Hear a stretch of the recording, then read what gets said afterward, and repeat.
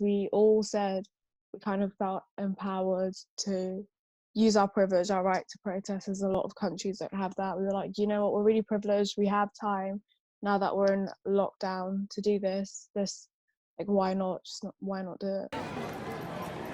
At 1 p.m. on the 7th of June, 10,000 protesters gathered in Bristol's College Green to protest police violence against black people in the UK, US, and worldwide. I think the UK racism here is very systemic, I wouldn't say it's subtle after seeing all the Windrush stuff, the go home bans, that isn't subtle, the stop and searches, that isn't subtle. I guess it's easy to say racism doesn't exist when, you don't really experience it. But, 40% of black kids are more likely to get suspended from school, the adultification of black kids, so we're more likely to be stopped and searched from the age of 10 on. And yeah, applying for jobs is quite difficult. You get to the interview part and then it's like, oh, well, now they know I'm black. Will it go further?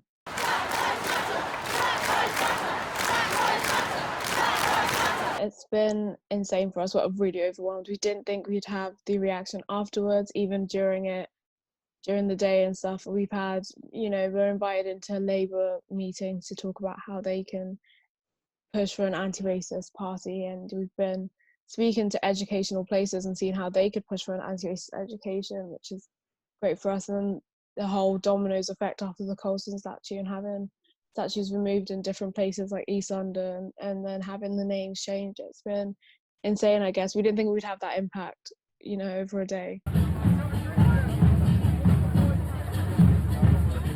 I would suggest, emailing your local MP, your local councils, just trying to get pushed. I've written an open letter to my secondary school about pushing for an anti-racist education, and I think that's definitely everyone else can do. Even if you're a parent and you're like, well, I want my kids to learn about Black British history, you push for that. There are many petitions going around on the government.org thing, and you just sign them, spread them around. I mean, people pushing for things really does work.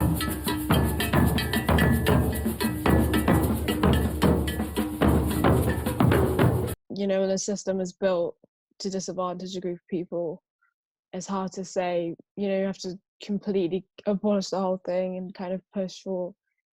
I don't think reform is enough at this point.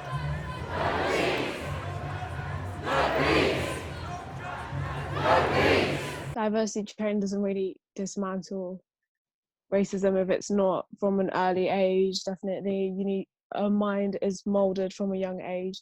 So it definitely does start with education for us.